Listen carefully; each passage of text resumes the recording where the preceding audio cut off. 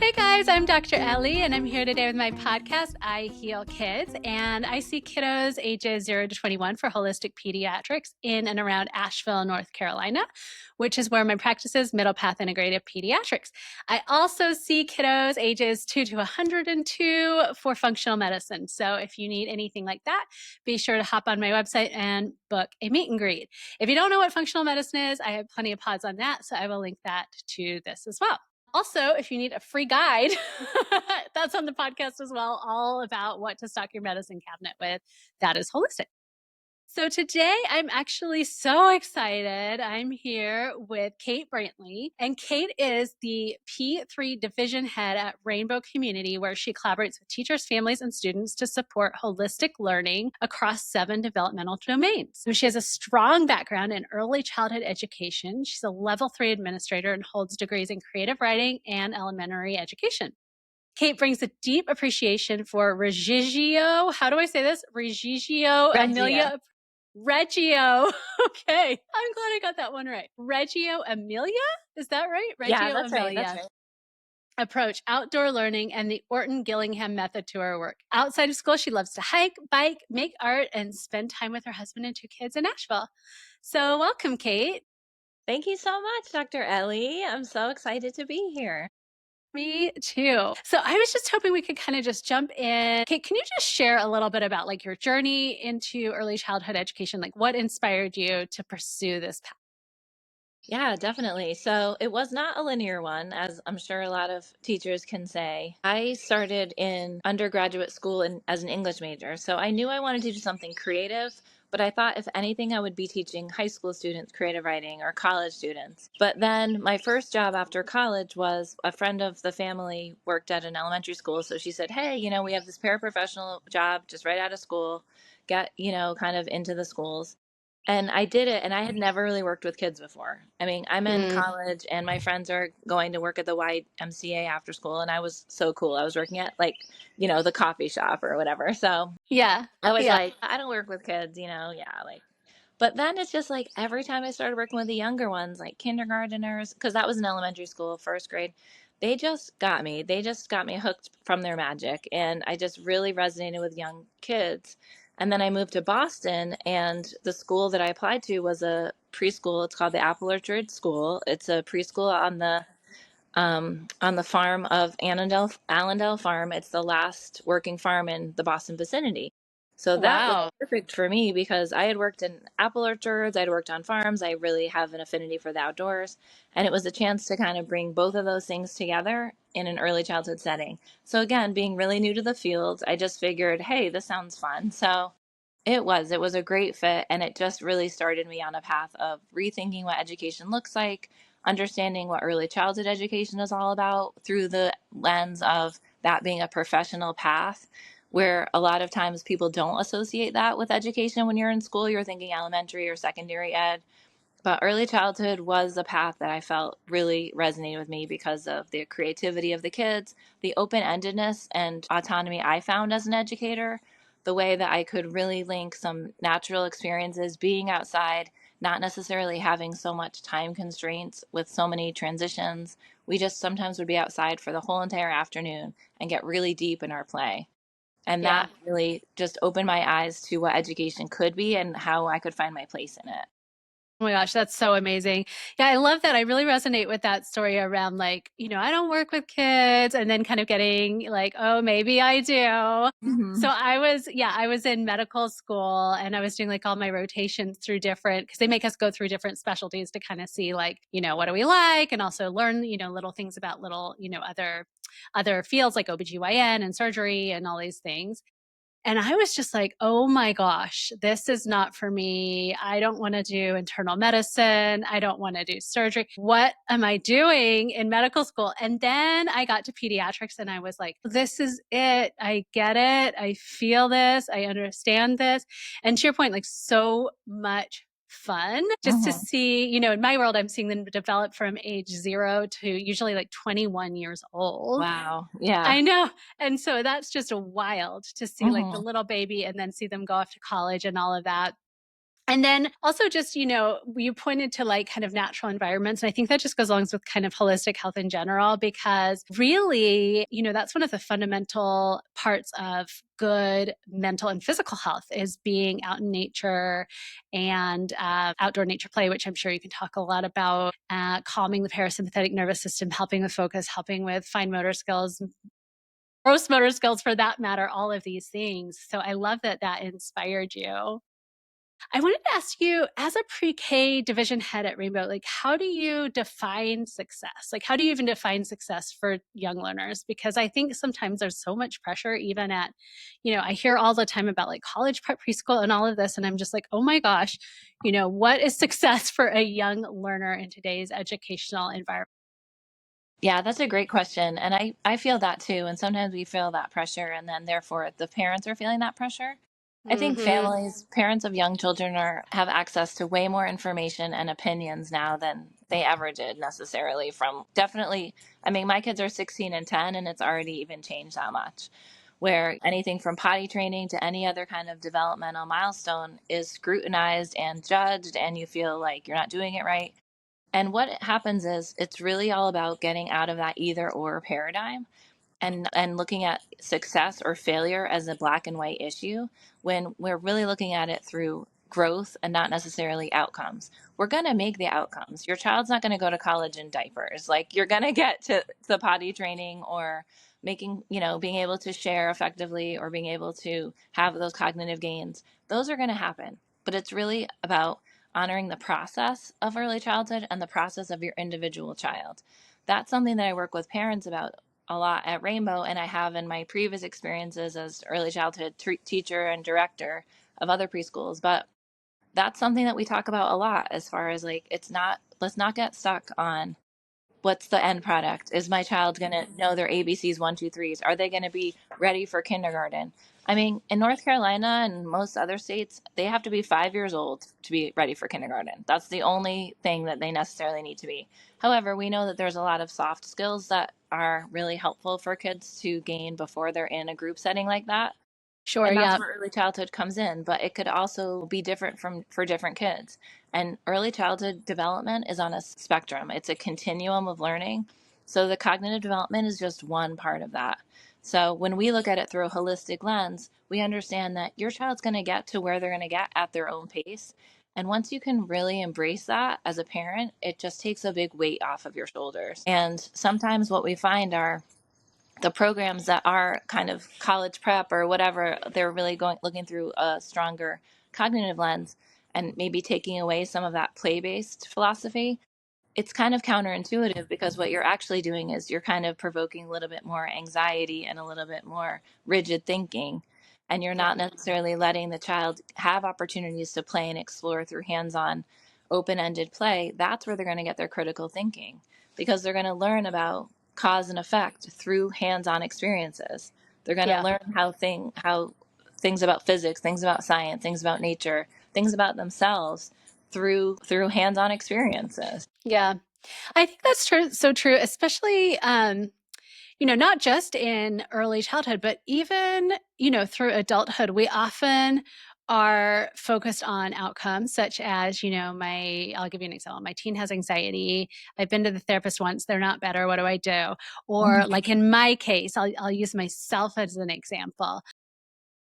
I need to refocus on working out. And I'm like, oh my gosh, why am I just not doing it right now? Like, I just need to do that. When really, upon reflection, like there's these steps and there's this process like, oh, well, I've moved from out of state. I don't even, have a membership to a gym and I've outgrown my yoga pants. And like, there's like this process. And it's the same for children too, teens, young children, all the developmental ages. And sometimes we are really focused, on, to your point, like the outcome, especially like things like potty training, when is it the day? And I get it. It's frustrating. You want your kid potty trained, but sometimes it's like, oh gosh, there's actually, 14 steps to potty training or whatever it may be. It's not just as simple as, we just go to the bathroom. Same with feeding, right? There's 32 steps to feeding. We just spoke with Stephen Kempler at Whole Family Therapy, who's a specialist in feeding. It's like, no, it's not just the bite. There's all these other places where, Mhm. we see success and see progress. And it's not just that. And to a point, also failure. is in a different way a form of success if you think about it, Yeah, because absolutely. now we're learning, right? We're learning things. Okay, we didn't get that right, or it didn't go the way I expected. What can I do? And critical thinking and all of that. Well, I was sort of wondering, so, you have these 7 domains, and I'm sort of curious, like, what does that mean? And like, how does that 7 domains approach, or how do you use it at Rainbow School? And how does it shape like your daily work with the students?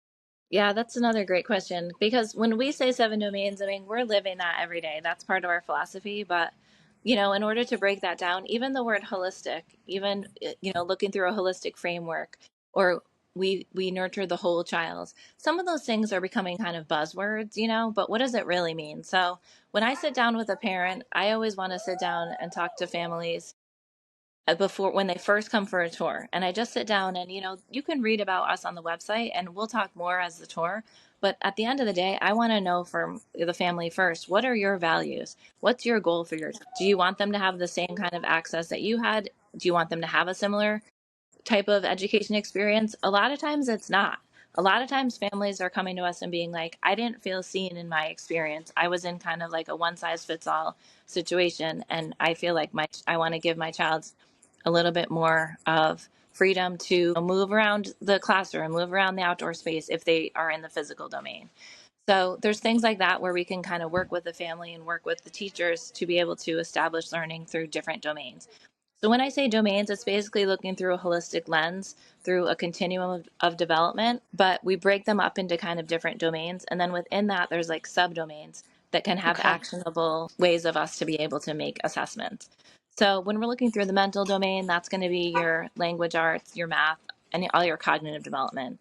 The physical Okay. domain is going to be fine motor, gross motor. We separate the emotional domain from the social domain because it's really like the emotional domain is like that interpersonal. Who am I? Because that also brings in the spiritual domain, and that's a big part of our foundation. Yeah. Who am I? Who am I as a learner? Who am I as an individual within a group setting? Young kids are coming at us. A lot of times it's the first time they've ever been in a group setting. They're individuating from their parents, they're individuating from their family as a unit. They're still so egocentric, but they're understanding, who am I and what do I like? And then, oh, my friend also likes this. I have a dog. You have a dog. Okay. There's a social connection. So that brings in Yeah. the social domain. And then we do add creative domain and the natural domain and the spiritual domain. And so like I said, a lot of times in early childhood we say social and emotional learning is like the foundation of every learning, but for us at Rainbow we also add spiritual to that because we feel like it's really important for us to have a interbeing connection with each other when we're building relationships with caregivers, when we're building relationships with peers. It's really important too for the child to understand that they have a soul, like they're a soul being, and there's some questions of the universe or some connections that we're making to nature or a creative outlet that we can't necessarily name all the time. And sometimes we just ask big questions and we kind of go deep with just fostering that curiosity, and sometimes we don't, it's not just here's the question, here's the answer. We're not feeding just the answers. We're establishing discourse, we're establishing conversations with the children, and we're helping them see that the 7 domains are alive in them at all times. Like for our kindergarteners, we have it posted with pictures of them in each of the domains. So they can, even as young as kindergarten, get out of that stereotype that they can kind of be stuck in of like, I'm good at soccer, I'm like the artsy one, I'm the smart one, like Hmm. kind of just getting out of that and saying, okay, that's something you enjoy and that is a strength, but it doesn't mean that it's either this or that. It's like you can have it all. So that's the other Hmm. thing. I'm kind of keep bringing that up, but we talk a lot at Rainbow about both and that's just really like always coming back to that non-binary perspective of not just either or thinking, but looking at things through like a really holistic lens. Yeah, I love that. And I love that we're defining holistic, because I think it is kind of a nebulous word that a lot of people are like, we kind of throw it out, like, oh, we should just kind of know what holistic means. But the truth is, it can mean many things, Yeah. and in my work, like holistic, when I say holistic, I mean integrative. I don't use the word integrative because typically that's not a word that anyone has any reference point for. But what it means is, combining all of these pieces.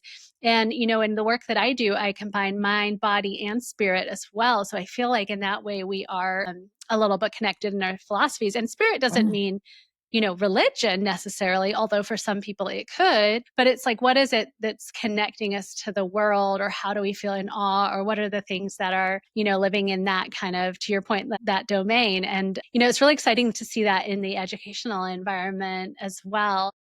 I was wondering, so if a family comes to you and kind of says, like, these are like our values.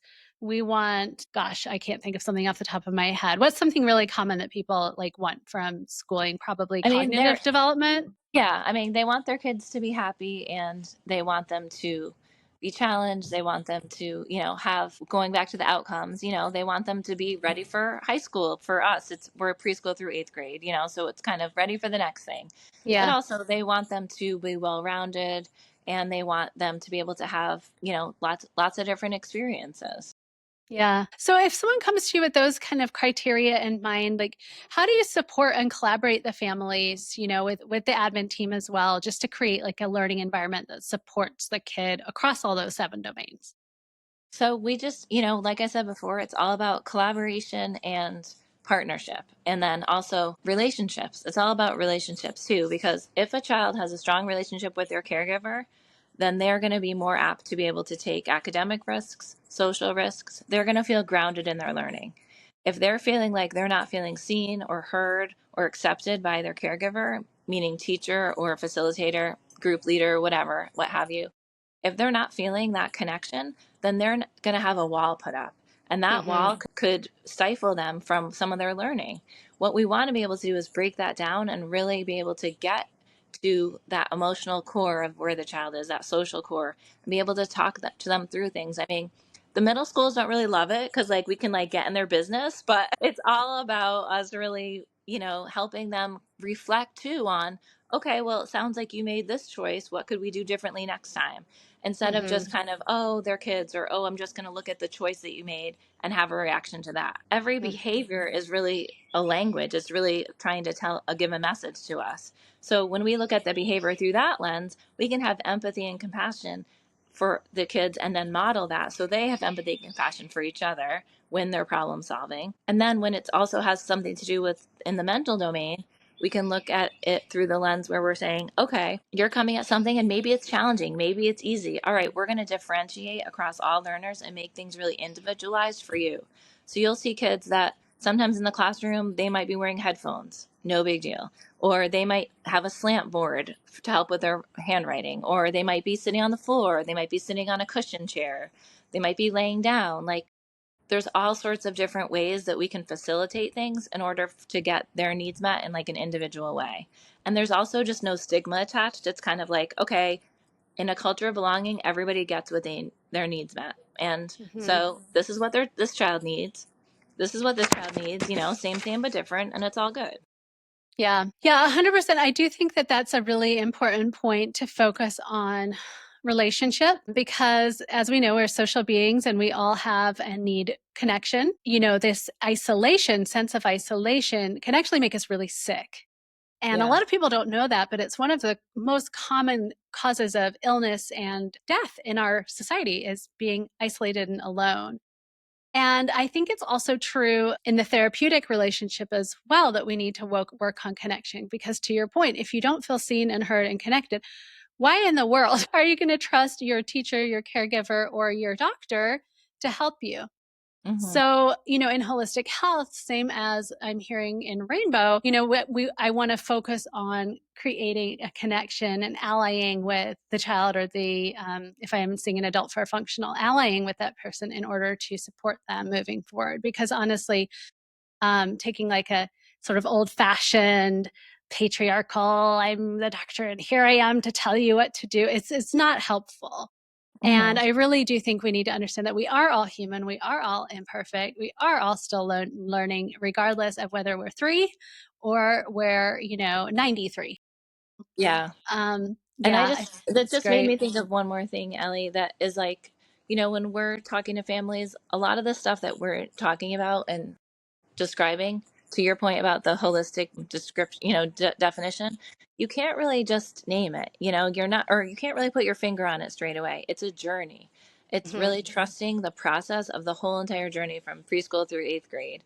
and understanding that your child is getting what they need throughout that journey. And maybe there are going to be levels of uncomfort within that, where maybe there's a time where a child didn't make the best choice, or there's a conflict with a peer, or they're having a struggle in some kind of academic sense. But it's really about, if we trust the process and we trust that we're looking at it through this kind of like long trajectory, the child Yeah. is going to end up getting what they need. And it's all scaffolded intentionally, starting at 3 and ending when they're graduating and they're at the podium and they're graduating from 8th grade, giving this speech to the whole entire school that's a reflection of their time.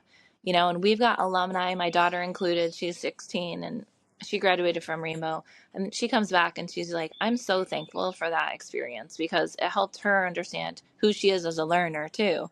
So then when she does go to Asheville High and it's so many kids, and she had a question in her math class, she could go to her teacher and say, hey, I've got a question. Can I stay for extra help? What do I need to do?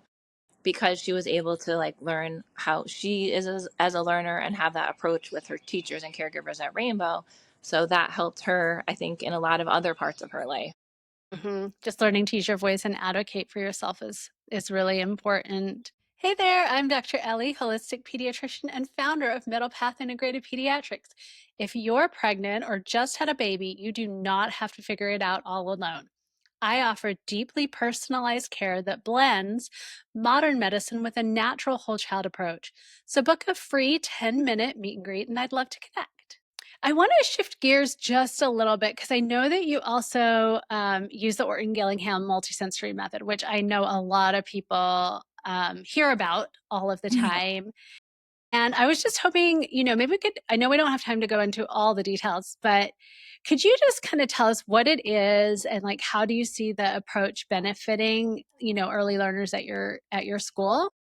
Yeah, definitely. That's another one that's kind of a buzzword, or sometimes it's Orton Gillingham's, or sometimes people say OG. Mm-hmm. And it is a multisensory literacy, language based literacy approach of teaching language. So it was just started with kids that were dyslexic, and we saw such results because it's a really sequential. There's a lot of repetition, there's a lot of intention behind each part of the sequence, and there's a multisensory approach. So once they started seeing a lot of benefits with kids that were dyslexic. They said, hey, this is best practice. This is going to work for all kids, especially as the years go and we're trickling down some of that language-based learning instruction to younger and younger ages. So it's like the Common Core asked for kindergarteners to used to have. Maybe they have alphabetic knowledge, they know their letters, and they know that letters make a sound. Now it's like writing like 3 sentences, punctuation, there's phonics involved. So it's not necessarily developmentally appropriate. So we're always trying to find that balance of what's developmentally appropriate practice, what's going to be sensory based. Research shows that that's going to help our youngest learners, and what's going to stick. And there's going to be a sequence that we can follow through the year. So we're never going to go forward on the sequence just because now they're not in kindergarten, they're in 1st grade. We're going to Sure. keep moving at their pace.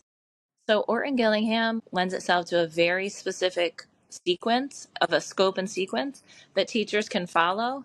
That's also really kind of individualized for the child. And there's opportunities for repetition and multisensory incorporation.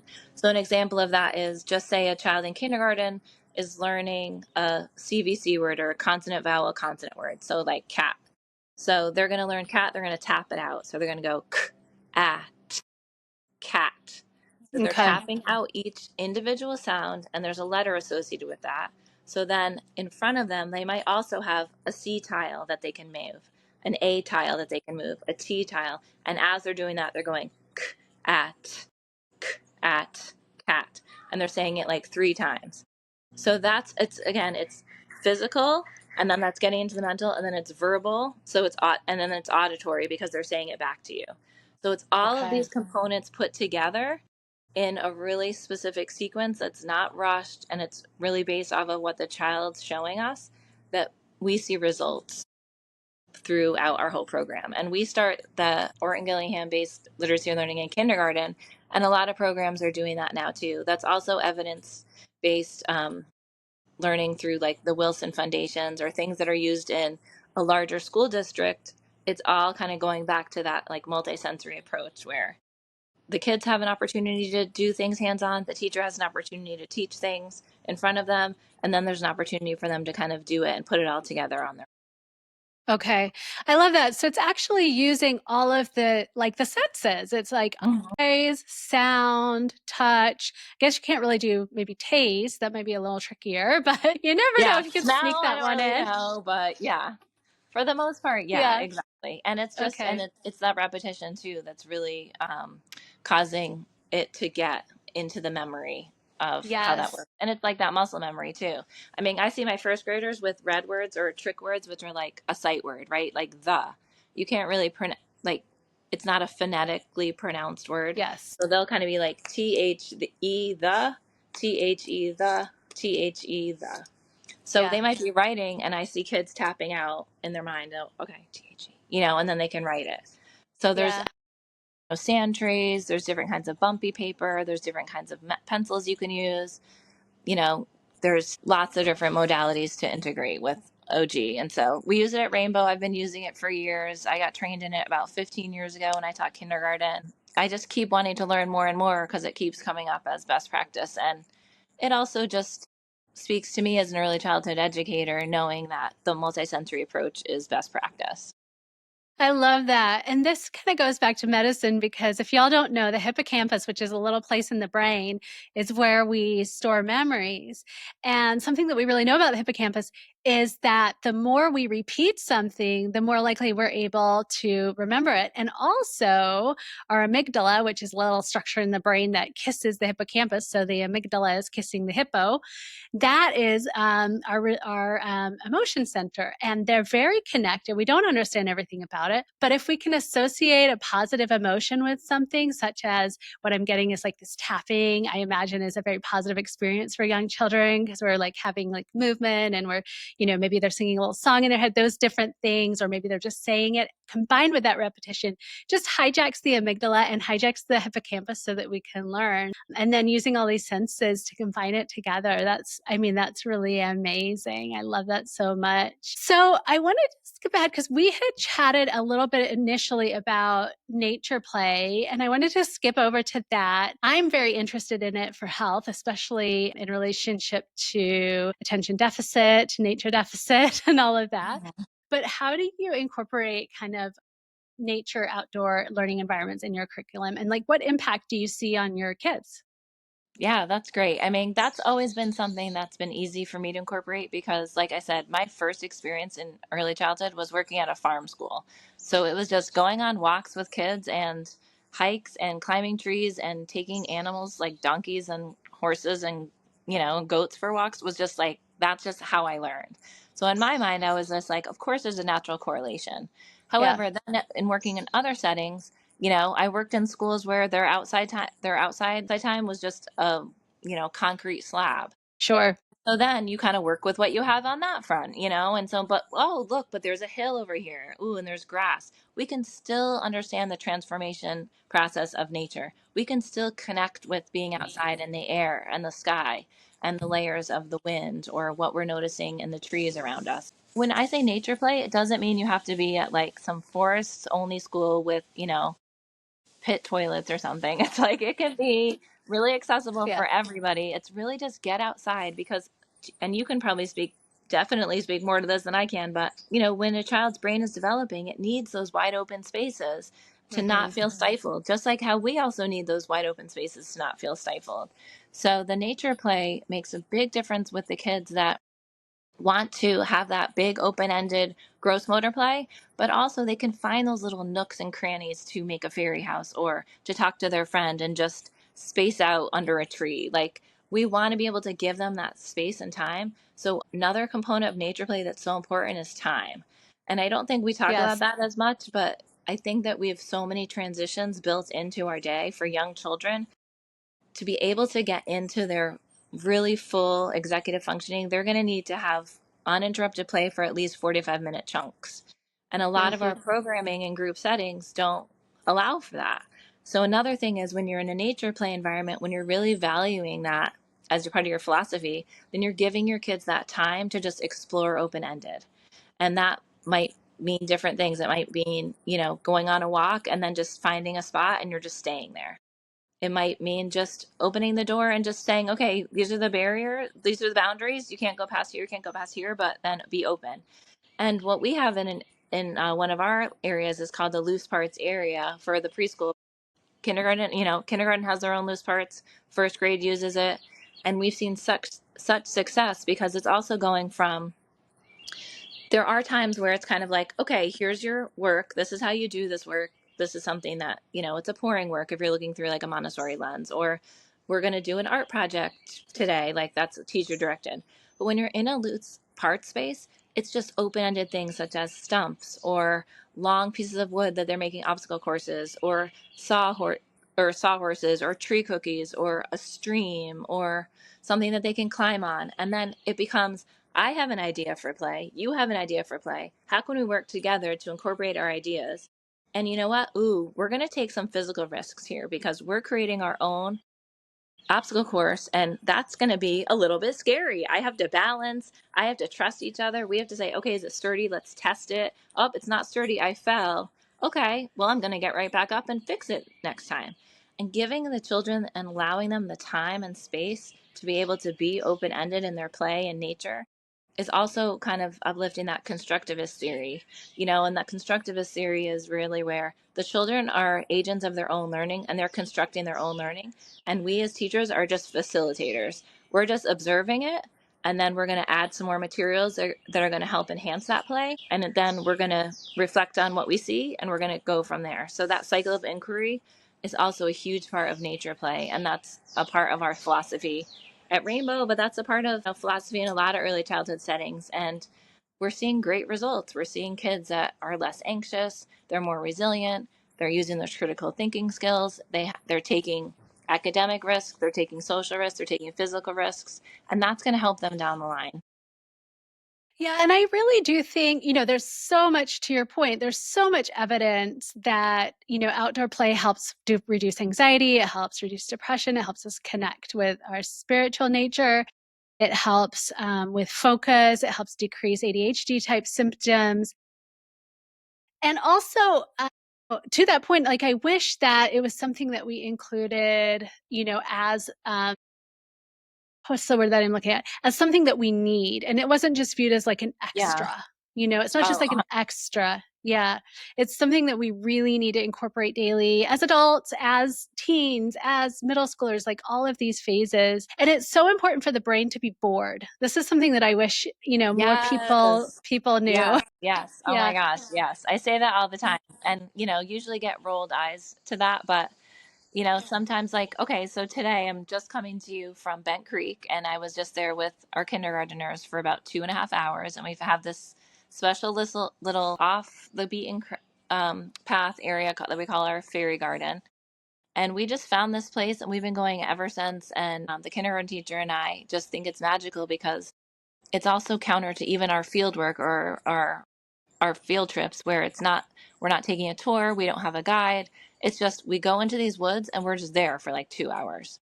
And it just is so cool to see how the kids work together to make a fort, and then they're working together to make a dam, and then they're realizing, oh, look over here, this is a different kind of mud. Okay, what's the difference? How does that feel?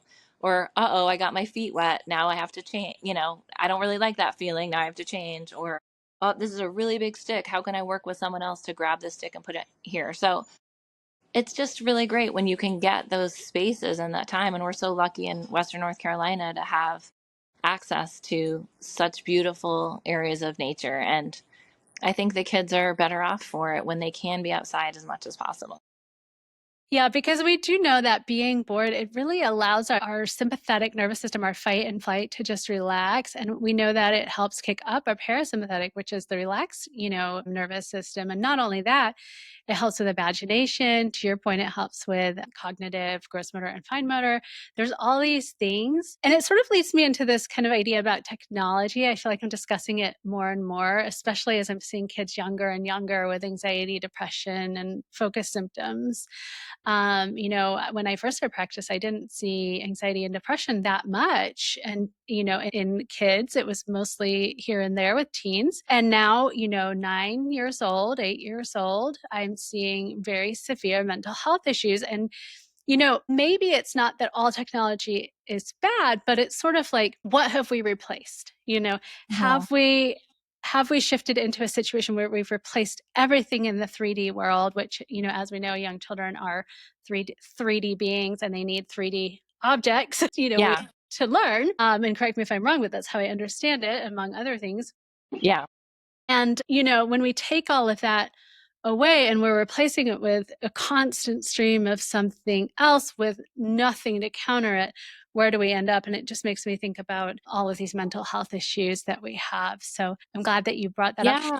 No, that's good. I mean, that reminds me of too, just like that dopamine fix, like because if that's the other thing that we're also kind of seeing is like a lack of resiliency with some kids. And Mm. so a lot of times, they can get into a habit of having a screen and then once it's taken away, it's just a really big reaction, And so a lot of times it's hard to deal with a big noisy fest. So we're just going to go ahead and just say, okay, 5 more minutes or give them the screen. And what we have to understand is it's just like, okay, we need to give a warning and then be able to say, okay, 5 more minutes or whatever it is, or scaffold off Yeah. that need because they can get dopamine and they can get that same idea of satisfaction through other kind of more tangible, sustainable means.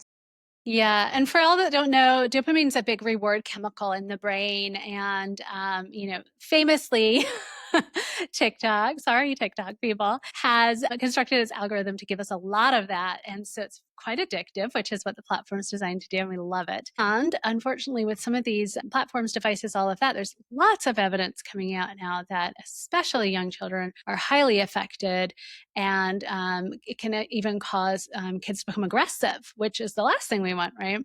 Hmm. And, I think that just being mindful of that is just so helpful moving forward so that we're not constantly looking for our brains to be basically jacked up, for lack of a Yeah. better word, Yeah. jacked up on dopamine at all times. Otherwise, we're like, what's wrong? Something's wrong. I'm bored. Why, I've got to fix my quote unquote, fix my boredom. And the truth is, I'd love to see, kids who are like, well, I'm bored. I'd love to see more caretakers just kind of be like, yeah, that's great, and then move right along instead of Yeah, trying to exactly. fix And that issue. yeah, and that kind of goes with like what we were talking about before of like outcomes and like product and really wanting to fix things and not just kind of sit in the discomfort for a minute and teach Mhm. our kids and model to be able to do that too. And I Yeah. think it's just also just a part of sometimes I don't give myself that time to just sit and be bored because I have to keep going and I have to do this and I have to do that and I have to get my to-do list and it's all about being efficient and productive. So I think it's also our work too as caregivers, as not just teachers, but also as parents to be able to say, what am I modeling for my kids? Am I just busy all the time or am I actually slowing down and just looking at a book or just saying, hey, you Mhm. know what, let's just take a walk and we don't have a destination. We're just going to kind of wander. So I think it's really good for us to be able to contemplate. And I talk to my teachers too about that's also a part of like our spiritual practice, So it's like that's going to help us become better teachers. If we're looking at education, early childhood education as our sacred path, our sacred, practice, then we also have to be able to do that work on ourselves to say, how are we modeling that? How are we like living that truth in order for us to be able to really embed that in our practice when working with young kids? Yeah, 100%. I mean, this goes to the point of me, I'm not available 24/7 to my patients because why? I want to wake up every day and serve and be able to bring that calm, collected energy and thoughtful energy to the visits. If I spent, love y'all, love my patients, love y'all, but if I spent 24/7 on my phone, I Yeah. would be losing it. And there's just no way that I could continue staying healthy myself mentally, physically, and being able to put in the amount of thought that I want to into building a relationship and helping people with their wellness journeys. I wanted to, if it's okay, we only have a few minutes, but I just wanted, because we had touched on I'm going to say it wrong again, Reggio Emilia. You're Tell so me close. again. Okay, so it's Reggio. Emilia. Reggio Emilia approach, which Yeah, you also called it constructivism. constructivism. So, can you just briefly explain to parents who may not know, and myself also clearly, Yeah. what is that, and how does it influence like your practice and philosophy? Yeah, I mean, these are things that a lot of times, teachers come or parents come to us and they're like, "Oh, are you Montessori? Are you Waldorf? Are you Reggio Emilia?" And it's kind of like, okay, like we're inspired by a lot of different pedagogies with, Montessori, Waldorf, and Reggio Emilia pedagogies being at the forefront. But at the end of the day, we're a 7 domain school. And what it does is it kind of incorporates all of that. When the Reggio Emilia approach is a Reggio Emilia inspired approach because Reggio Emilia is actually a place. It's a village in Italy. Okay. So when Can that I move approach, there? I want to move. I know. Oh my Let's gosh, if go. you ever, that's like bucket list because they have so, it's I mean for any early childhood educator that studies that, going there is a pilgrimage that is really worth it because they have so many different documentation panels and theorists and people that are just walking that talk and again seeing results of like what childhood could be. And part of that too is like that loose parts theory. Part of that is that cycle of inquiry I was talking about. So when constructivism, a good way to example when we have it in our preschool and I'm giving like a tour, it would be like, okay, we have a child who, found a mushroom on the side of, their house and they brought it into school. And then it was raining the next day and we all noticed, oh, when we were outside on the playground, we noticed these other mushrooms. And then we, collect them and then we kind of started learning about it. And then that might be something that, oh, what else are we noticing now that the weather's changing? So there's a lot of seasonal aspect, but it's basically whatever the child's interest is constructs the learning. So then as the teacher, as the facilitator, I'm observing at the beginning of my cycle of inquiry of I'm observing everyone's really interested in mushrooms or fungi or moss or whatever's growing on the playground today. And so that's helping me understand that we could learn more about this season, this area. We could do place-based education with where are we in Appalachia, where are we in Western North Carolina, what are the plants that grow here. We could talk about fungi, we could talk about the networks of that, how they communicate. And then it's going to look through a 7 domain. So then I'm going to say, okay, how can we explore this topic in at the art table? How can we explore this topic in literacy? How can we explore this topic in science, dramatic play, fine motor, gross motor, manipulatives, in circle time, in discussion, through centering, through storytelling? How am I going to be able to take this one topic that the kids are bringing to me and turn it into a project-based investigation? And so what Hmm. ends up happening is that did happen, and one of our classes ended up getting a mushroom expert came in. They ended up growing mushrooms, and it kind of culminated in this big feast where they ended up eating and having a taste test of all these different kinds of mushrooms after they had done, spore painting and all these different kinds of things over like a month. So that's the other thing too. It's like you're following the rhythm of the child instead of kind of like, all right, well, my lesson plan says like A for apple week is over. So now we're moving on to like banana week. And the kids are like, what? I still want to talk about apples. Like there's so much Yeah. I didn't even learn. Or if the kids are like, yeah, I'm done with apples. Like I'm ready for something else. Then you can kind of be like, yeah, we're kind of losing interest. Now more interested in this. But in Yeah. my experience, for the most part, it kind of follows like a seasonal trajectory and it kind of follows like a seasonal pattern because the kids are so observant of what's happening in their environment. Yeah, I think this is how, this is similar to, kind of my work because oftentimes people, are like, well, are you like a homeopath or do you do like herbs or do you do fung, what is it that you do? And it's like, well, I draw from all of these modalities, right? Depending Yes, yes. depending on the kid. Yeah. So same. Well, we don't have much time left, but finally, like, where can listeners go to connect with Rainbow School? If they want to enroll or talk to you more about what you do, where can Yeah, they get help? definitely. Yeah. Yeah, so I work at Rainbow, like I said, and I'm also been an early childhood educator in Asheville for about 15 years. So I'm definitely happy to be a resource to folks that just have other questions too about, early childhood or quality programs in the area. Our program is preschool through 8th grade. We just have one class per grade, so it's pretty small, but we're located right in the heart of Haywood Road corridor in West Asheville. And yeah, you can go on our website, which is rainbowcommunityschool.org, and my email, Kate Brantley at rainbowlearning.org. And yeah, I would be happy to talk to anyone. We do tours 2 days a week. And, we're right now, we are doing admissions for the fall, but our summer program also is in full swing. So we'll be there over the summer with school age programs, and our preschool is 12 months. So, but yeah, I really Amazing. appreciate the chance to be able to, kind of talk about the connections between the integrative medicine and the holistic education world, because I'm sure we could talk a lot more. There's a lot of other connections to be made for sure. Yeah, 100%. And you guys, if you didn't know, it's time to enroll for the fall. So get on that Yeah, definitely. because Yeah. you may not have been aware. And, just proof that early childhood education, you guys, it's so much more than, finger painting and Yes. all those things that, are diminishing to early childhood educators. There's so much work and experience and education expertise that they're bringing to young children, and Kate, you're just proof of that. So thank you for the work Thank that you you so do. much. Yeah. Well, you guys, wishing you well, and I'll see you next time.